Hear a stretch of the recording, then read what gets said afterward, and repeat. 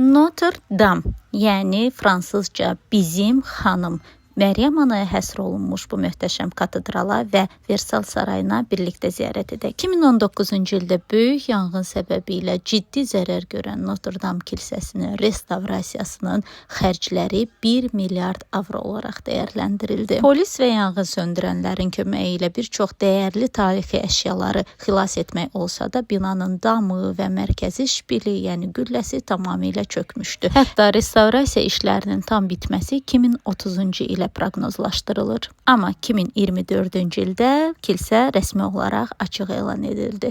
Bir çox Avropa ölkələrində gördüyüm katedralların divarları daha möhtəşəm olsa da Notre Dame-da məni nə cəlb etdi. Sadəcə baxıb gözəlliyə valeh olmursan. Getdikcə yeni bir künc, yeni bir otaq, yeni bir səhnə açılır. Hansında ki dayanıb araşdırmağa məcbur olursan ki burada nədən danışılır, nə izah olunur, bunun tarixi dəyəri nədir. Və bu hamısı tamamilə ödənişsiz idi. Ödənişli olan yalnız bu gördüyünüz şamlar idi. Kimsə istəyirsə alıb yandırıb dua eləyə bilər. 2 evrodan başlayırdı qiymətlər.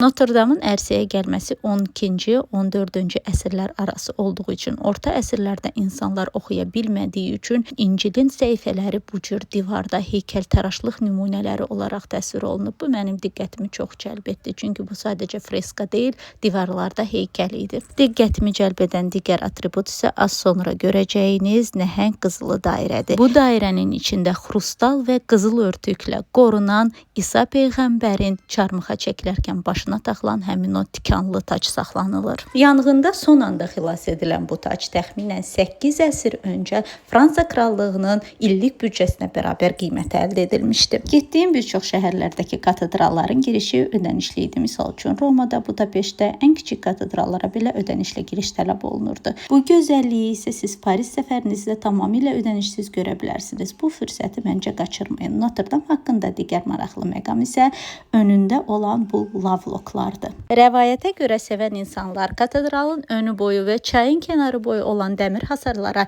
kilid asıb açarını Sena çayına atsa, birlikdəliklərini əbədiləşdirirlər. Kilidlərin sayına nəzər saldıqda anlamaq olur ki, bu rəvayətdə turistlər də, fransız xalqı da çox inanır. Notre Dame'ın ətrafı da çox gözəldir. Buraları da mütləq gəzin deyib keçid edirəm Versal sarayına. Bu gördüyünüz nəhəng sarayın təsisi 14-cü Ludovik tərəfindən əmr edilmişdi. Hansı ki, atası 13-cü Ludovik tərəfindən ona xatirə buraxılmışdı, amma sadə ov evi olaraq. Hazırdakı Versal sarayının ümumi sahəsi 63.000 kvadrat metrdir və daxilində 2700 otaq var. Sadəcə 1000 otaq turistlərə açıqdır. Hamısını göstərmək üçün saatlar kifayət etməz. Ona görə diqqətimi cəlb edən maraqlı məqamları göstərəcəm. Özünü Günəşin kralı adlandıran 14-cü Ludovik sarayda fərqli otaqlar təsis etmişdi. Mars otağı, Venera otağı, Apollon otağı, Pluton otağı və s.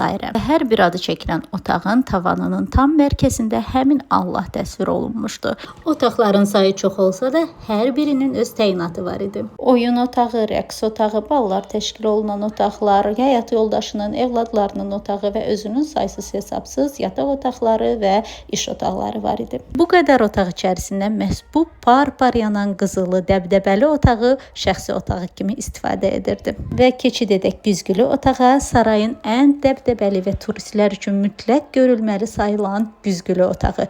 357 güzgüdən ibarət olan bu otaq qonaqları qarşılamaq, ən dəyərli tədbirləri keçirmək üçün sayılırdı.